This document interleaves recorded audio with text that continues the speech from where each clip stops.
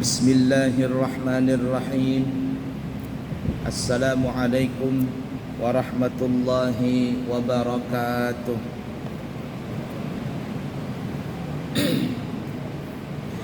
Alhamdulillahi rabbil alamin. Allahumma fasalli wassallim ala sayyidina wa nabiyyina wa maulana Muhammadin wa ala alihi wa ashabihi wa azwajihi wa dhurriyyatihi wa man tabi'ahum bi ihsanin ila yaumiddin, amma ba'du. Bapak Ibu para jamaah sekalian yang disayangi Allah dan dicintai Allah, untuk mempersingkat waktu, marilah kita melanjutkan pelajaran kita di dalam kitab Qisasul Anbiya, cerita para nabi dan rasul, yang dikarang oleh Al-Imam Ibnu Katsir rahimahullahu ta'ala wa nafa'na bihi wa bi'ulumihi fid din wad dunya wal akhirah. Pada pertemuan yang lalu kita telah sampai cerita Nabi Allah Musa dan kaumnya Bani Israel di ujung tepi pantai, yang di belakangnya ada Fir'aun dan bala tentaranya, dan di hadapan mereka ada laut merah.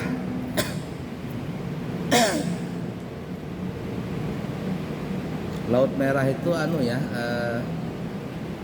luas sekali, dari Yaman masuk, Jeddah masuk. Yang lagi ramai ini antara Yaman dengan Amerika. Hebat juga orang Yaman, berani sama Amerika. Nah, itu di Laut Merah.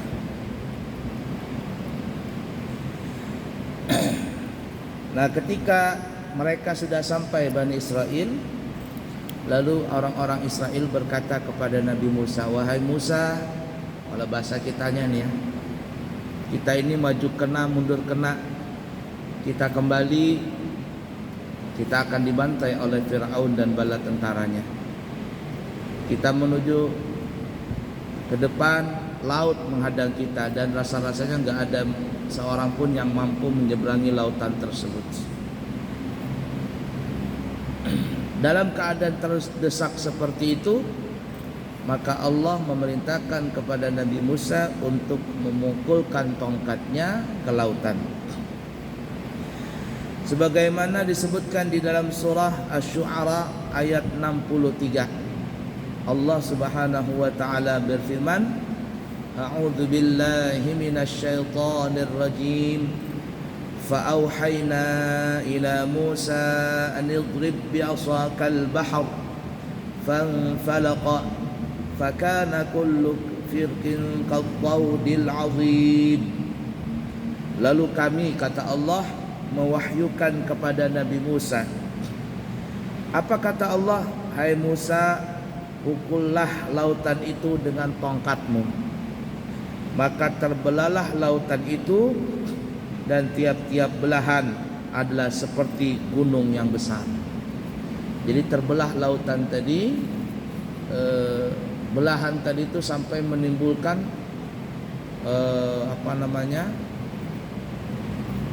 dinding, yang dindingnya itu seperti gunung tingginya, sangat tinggi ya. Lautan sudah dalam, terbelah sampai ke dasar laut tadi, kemudian ditambah lagi naik ke atas airnya. Nah, jadi seperti halnya gunung yang tinggi sekali.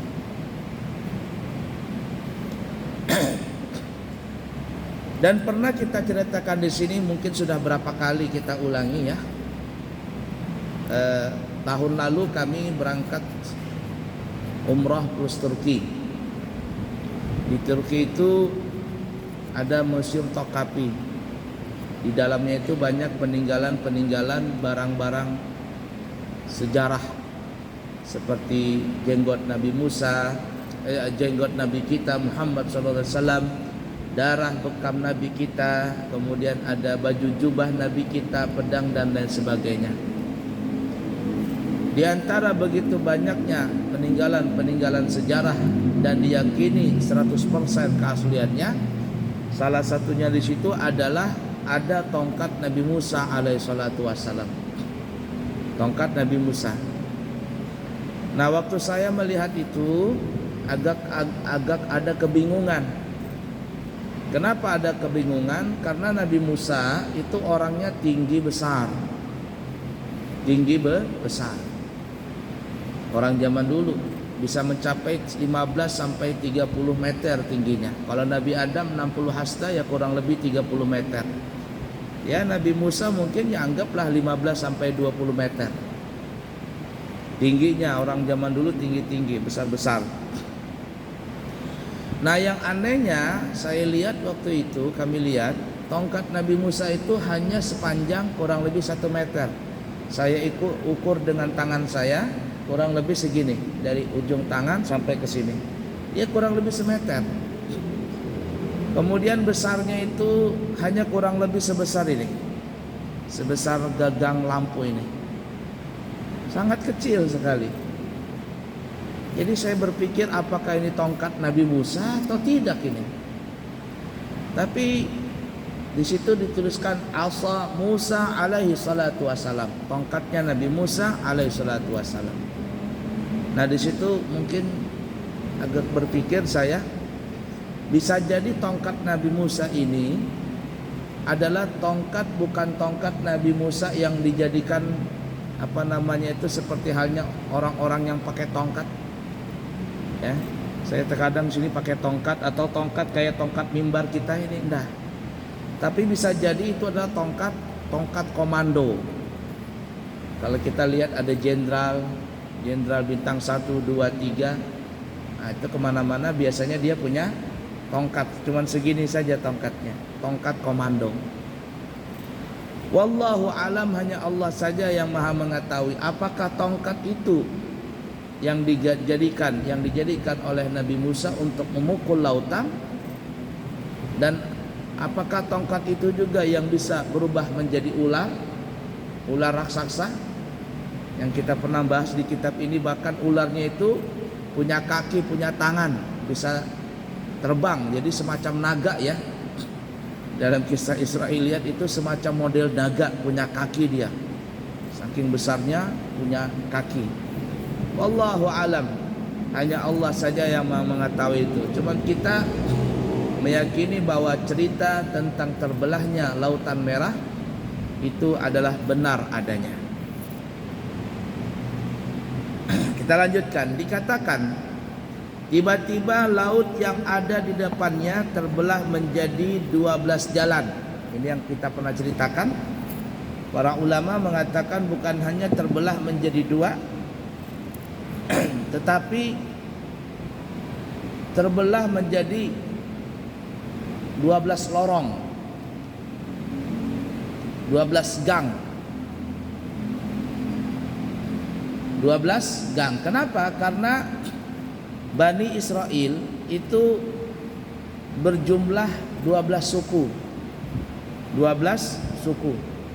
Jadi setiap kepala suku membawa sukunya masing-masing ke dalam gang tadi. Supaya apa? Supaya tidak kocar-kacir. Jadi umpama, mohon maaf, ini kelompok orang Bugis, masuklah di sini Bugis. Sini kelompok Banjar.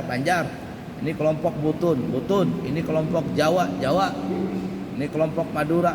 Supaya apa? Supaya tidak kocar-kacir begitu. Karena Bani Israel yang ratusan ribu, ada yang mengatakan kemarin sampai 1.600 ya. Ratusan ribu ya. Bani Israel itu 600.000 orang ya. Nah itu ya, 600.000 orang. 600.000. Ya, mungkin hampir satu penduduk kota Balikpapan dibawa. Balikpapan ini kan jumlahnya berapa penduduknya? 700 ribuan mungkin ya, 700 ribuan atau mungkin 800 ribu. Umatnya Bani Israel, umat Nabi Musa Bani Israel itu dibawa oleh Nabi Musa keluar dari Mesir itu 600 ribu orang. Sedangkan Fir'aun membawa pasukan perangnya sejumlah 1.600.000. Jadi 2 kali lipat lebih. Bagaimana kocar kacir Bani Israel pada saat itu. Yang dikatakan di belakang kita Fir'aun dengan tentaranya berjumlah 1.600.000. Kita cuma 600.000 orang saja. Di belakang tentara, depan lautan. Gimana ini? Maka dikatakan Allah mewahyukan kepada Nabi Musa untuk memukulkan tongkatnya ke lautan. Maka terbelahlah lautan itu, belahannya adalah seperti gunung raksasa. Dan dikatakan mempunyai 12 lorong, 12 gang. Kenapa? Karena Bani Israel yang dibawa Nabi Musa 600.000 orang itu mempunyai 12 suku.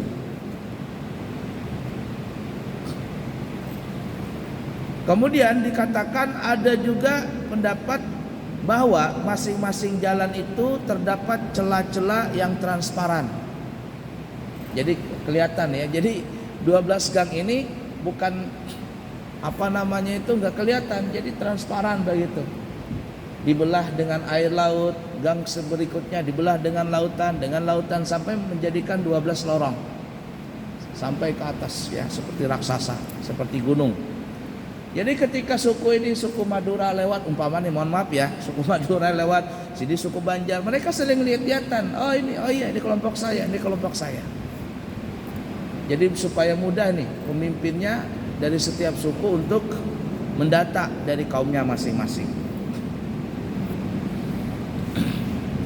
Sehingga masing-masing kelompok dapat melihat satu sama lain. Ya, tidak ada merasa takut karena di sana kelompok sebelah, ya suku sebelah bisa jalan dengan aman, berarti kami juga bisa jalan dengan aman. Mereka saling bisa lihat-lihatan dan tidak ada rasa kekhawatiran bahwa laut ini akan menyatu kembali sebelum mereka sampai. Tidak ada kekhawatiran seperti itu. Namun dalam hal ini masih terdapat pandangan. Ya, jadi ada beda-beda pendapatnya. Kenapa? Karena air merupakan zat yang sangat lembut unsur-unsurnya. Sehingga adanya celah-celah itu menjadi tidak mungkin. Sebagian mengingkarinya. Tapi kita bisa ambil kesimpulan bahwa memang tidak ada celah. Kalau ada celah itu kan kayak itu, lobster itu ada bolong-bolongan. Ini tetap saja air, cuman transparan gitu, semodel kaca. Kita bisa ngambil jalan tengah, ya. Mereka saling lihat-lihatan, transparan, tapi tidak ada celah lubang. Saling lihat-lihatan. Nah, jadi maksudnya seperti itu. Air menjadi tertahan di samping kanan dan kiri jalan, laksana gunung atas izin Allah yang Maha Kuasa. Jadi tinggi, ya. Jalannya nggak sempit, lorongnya besar-besar, jadi bisa melewati begitu. Bagaimana kalau orang lagi pawai begitu ya? Nah, jadi bisa jalannya lapang. Itu kalau orang kurang keluar dari pintu Arafah. Pintu Arafah di malam 10 Dzulhijjah menuju ke Mekah atau menuju ke Mina, atau yang diawali menuju ke Musdalifah lebih dahulu. Itu keluar orang dari Arafah itu, ya Allah, bagaikan semut banyaknya. Yang pakai mobil jalan, yang jalan kaki ada juga berjalan, masing-masing jalan. Nah, berapa itu jumlahnya? Itu dikatakan kalau jamaah haji bisa mencapai 3 sampai 7 juta manusia banyaknya. Tapi aman saja, jalan terus. Nah, saking banyaknya. Jadi jalannya lebar-lebar, tidak ada desak-desakan, tidak ada yang ibarat kata sampai terdempet, jatuh, terinjak, aman saja semuanya jalan. Semua itu adalah dengan izin kekuasaan Allah Subhanahu wa taala. Yang mana kalau Allah mengatakan, kalau Allah berkehendak, Allah cukup mengatakan kun fayakun. Jangan orang Banjar, kun fayakun, hakun kada hakun, mesti hakun. Nah, sehingga di dalam masalah ini kata ahli tauhid, ahli tasawuf, tidak ada yang mustahil bagi Allah. Tidak ada yang mustahil bagi Allah. Kalau Allah berkehendak, nggak ada yang mustahil.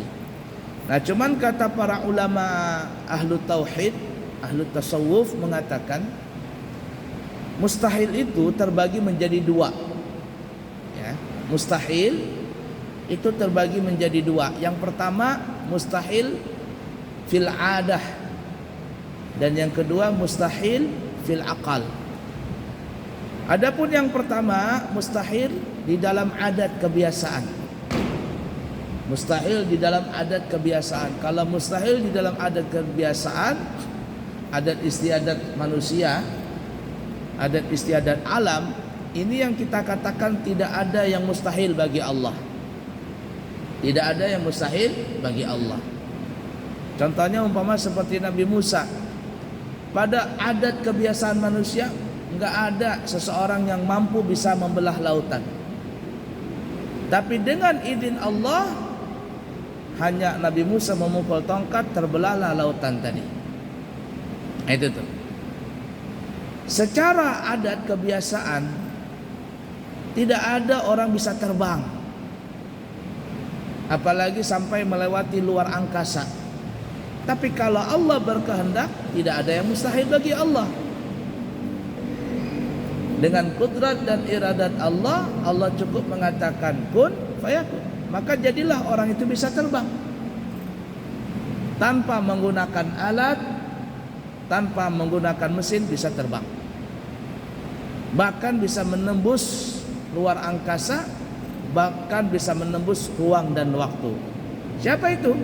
Adalah Nabi kita Muhammad sallallahu alaihi wasallam. Makanya disebutkan dalam Al-Qur'an surah Al-Isra ayat pertama, subhanalladzi asra bi 'abdihi laila minal masjidil harami ilal masjidil aqsa. Maha suci Allah, alladzi asra, yang dia Allah telah menjalankan. Asra, menjalankan bahasa kitanya, bukan sara. Kalimatnya bukan fi'il madhi yang berbentuk sara. Kalau sara dia yang berjalan, tapi kalau asra dia yang telah menjalankan di malam hari. Bi abdihi bahafur jarin lil musahabah. Allah yang menyertai dengan hambanya itu. Siapa hambanya? Nabi Muhammad. Maha suci Allah yang telah menjalankan, Allah yang menjalankan bi abdihi, dengan hambanya. Yani Allah menyertai Nabi Muhammad tadi dengan kudrat dan iradatnya. Kalau Allah yang menjalankan, maka tidak ada yang mustahil bagi Allah. Begini juga dalam kisah Nabi Musa. Allah tegaskan di dalam ayat tadi, Asy-Syu'ara ayat 63. Fa'auhayna, kami wahyukan kepada Nabi Musa, anidrib bi'asakal hajar. Hai Musa, pukullah tongkatmu itu ke lautan. Pukulkanlah lautan itu dengan tongkatmu. Kalimatnya bi'asaka, dengan tongkatmu. Ai, dengan kekuasaan Allah dan kudrat Allah, maka disitulah ada kekuatan tongkat tadi.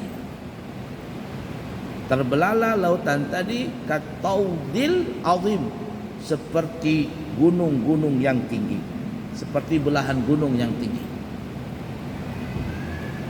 Nah itu tuh ya. Itu yang disebut namanya mustahil pada adat. Maka tidak ada yang mustahil bagi Allah kalau yang berkaitan dengan adat kebiasaan. Tapi yang kedua, kata ulama ahlu tasawuf, ulama tauhid mengatakan, yang nomor dua disebut mustahil fil aqli, mustahil di dalam akal, mustahil di dalam logika. Nah, kalau mustahil dalam logika, kudrat dan iradat Allah tidak bisa berlaku di situ. Kudrat dan iradat Allah tidak bisa berjalan. mustahil pada akal ini. Kenapa? Karena kalau mustahil pada akal akan bertentangan dengan akal yang lain. Contoh nih ya, contoh. Allah Subhanahu wa taala bisa memberikan seseorang anak keturunan dengan adanya suami istri yang melakukan pernikahan, kemudian suami istri ini melakukan hubungan biologis, maka adat kebiasaan seorang perempuan itu yang telah dibuahi oleh suaminya bisa hamil dan mengeluarkan seorang anak. Allah bisa memberikan anak buat kita semua. Itu kehendak Allah. Nah, itu kudrat dan iradat Allah berlaku di situ. Tapi pertanyaannya, kalau Allah memang bisa memberikan anak buat kita, pertanyaannya, Allah kan kuasa, Allah kan berkehendak, bisa nggak Allah menjadikan anak buat dirinya sendiri? Oh, aku kuasa kata Allah, aku mau bikin anak buat diriku sendiri kata Allah. Bisa? Jawabannya tidak bisa. Kenapa tidak bisa? Bukan berarti Allah tidak bisa menjadikan anak, tapi ini bertentangan dengan akal. Kalau Allah bisa punya anak, maka berarti Allah itu bukan esa, Allah bukan tenggak, bukan tunggal. Kalau Allah punya anak, apa bedanya dengan makhluk? Padahal Allah menegaskan dalam Al-Quran, laisa kamitslihi syai'un wa huwas sami'ul basir. Allah tidak menyerupai dengan makhluk apapun juga, baik dalam sifatnya, di dalam af'alnya, dalam asma'nya, dalam zatnya. Allah tidak menyerupai dengan apapun juga. Ini yang kata ulama, mustahil di dalam akal. Ini tidak bisa berlaku kudrat iradat Allah. Allah bisa memberikan seseorang anak hanya melalui seorang perempuan tanpa ada suaminya. Ada nggak kira-kira perempuan hamil punya anak tanpa ada suaminya? Jawabannya ada. Siapa itu? Siti siapa? Siti Maryam. Beliau hamil tanpa ada suaminya. Tiba-tiba perut kembung besar, Jibril datang meniupkan di lengan bajunya Siti Maryam. Ada yang mengatakan lengan baju, ada yang mengatakan kerah baju. Tiba-tiba langsung bunting, plak, tanpa merasa sakit. Langsung saat itu kontraksi, kemudian melahirkan secara cepat. Coba lihat, ini mustahil pada adat. Tidak mungkinlah perempuan hamil tanpa ada suami. Itu mustahil pada adat. Tapi kalau Allah berkehendak, tidak ada yang mustahil pada adat. Berlakulah Siti Maryam bisa punya anak tanpa suami. Itu Maryam zaman dulu. Tapi sekarang banyak juga perempuan-perempuan yang nuruti Maryam, alias hamil tanpa ada suaminya. Itu tidak mungkin. Cari aja, pasti ada yang menghamili itu. Ya, tapi kalau Maryam yang asli, ibunya Nabi Isa, itu memang nggak ada suaminya. Kalau zaman sekarang, wah hamil katanya, perempuan tuh hamil, tiba-tiba hamil lalu melahirkan, nggak mungkin, pasti ada yang nyuntik itu, ada yang nyetrum itu. Nah, coba ala kuliah ya. Nah, itu disebut namanya mustahil pada adat. Tapi mustahil pada akal nggak mungkin. Allah punya anak nggak mungkin. Ya. Ada lagi orang punya anak lewat seorang laki-laki tanpa ada ibu. Laki-laki punya anak tanpa ada ibu. Siapa itu? Nabi Adam melahirkan seorang perempuan namanya Siti Hawa. Lahirnya lewat mana? Lewat tulang rusuk yang sebelah kiri. Nabi Adam tidur, diambil tulang rusuknya, lalu dijadikan Siti Hawa. Makanya Siti Hawa itu dikatakan anaknya Nabi Adam, karena terlahir dari tulang rusuknya Nabi Adam. Nggak mungkin seorang laki-laki punya anak. Nah, tapi dengan izin Allah kudrat dan iradat Allah, maka terjadilah peristiwa tersebut. Walaupun ini mustahil, tapi disebut namanya mustahil di dalam adat kebiasaan. Mustahil di dalam adat kebiasaan masih berlaku kudrat dan iradat Allah. Tapi Allah tidak bisa menciptakan anak buat dirinya. Kenapa? Karena itu bertentangan dengan akal. Kalau Allah bisa punya anak, mana ayat Al-Quran, Qul huwallahu ahad, Allahus samad, lam yalid walam yulad walam yakul lahu kufuwan ahad. Katakan wahai Nabi Muhammad, Allah itu tunggal, esa. Allah tempat bergantung, tempat memohon. Dia tidak beranak dan tidak diperanakan dan tidak ada sekutu baginya. Kalau Allah bisa menciptakan anak buat dirinya, wah, berarti bertentangan dengan ayat ini. Dan juga berarti Allah tidak esa, tidak tunggal.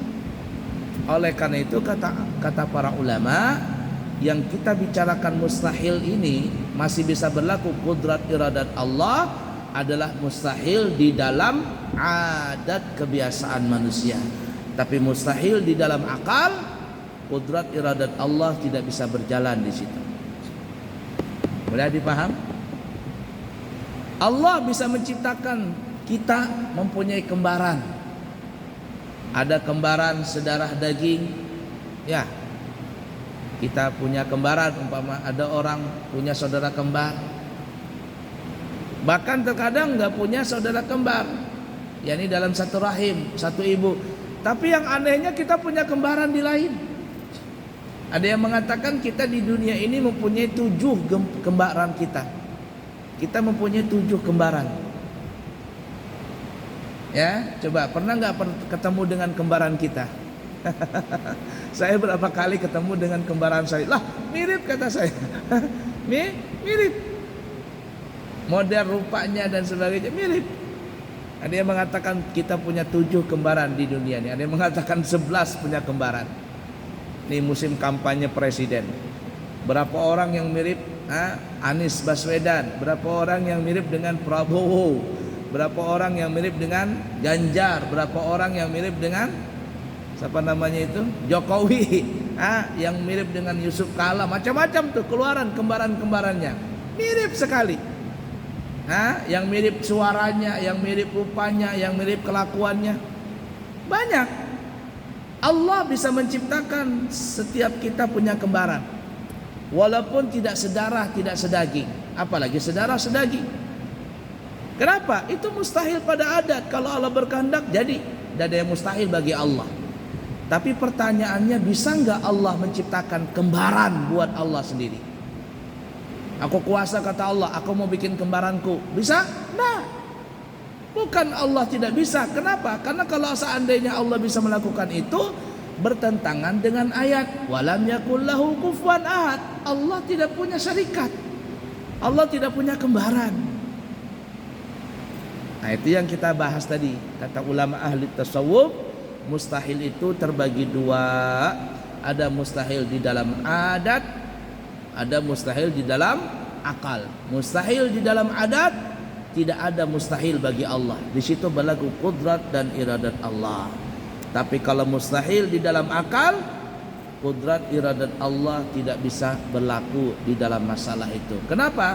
Karena akan bertentangan dengan ayat Al-Quran, bertentangan dengan hadis, dan bertentangan dengan logika kita.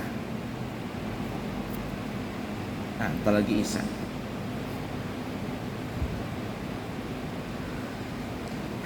Cukup dulu ya. Nanti insya Allah kita sambung lagi. Mungkin nanti saya akan berangkat umroh lagi, cuman belum tahu pasti tanggalnya ya. Cuman diperkirakan antara tanggal 25, 24 sampai tanggal 30 Januari atau awal bulan Februari. Berangkat umroh lagi membawa rombongan yang kedua. Karena bulan Rajab sangat padat di sana. Jadi travel belum mendapatkan hotel. Nanti kalau sudah dapat hotel baru dikabari.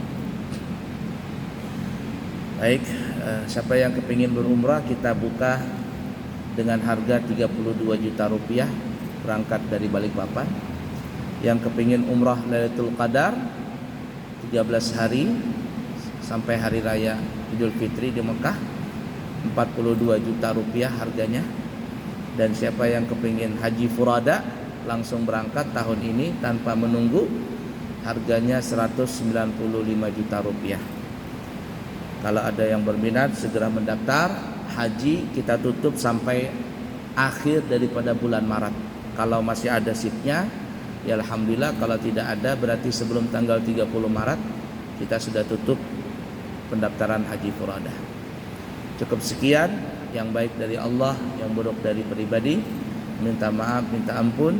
Subhanakallahumma wa bihamdika asyhadu an la ilaha illa anta astaghfiruka wa atubu ilaik. Wa akhiru kalam, wassalamu alaikum warahmatullahi wabarakatuh.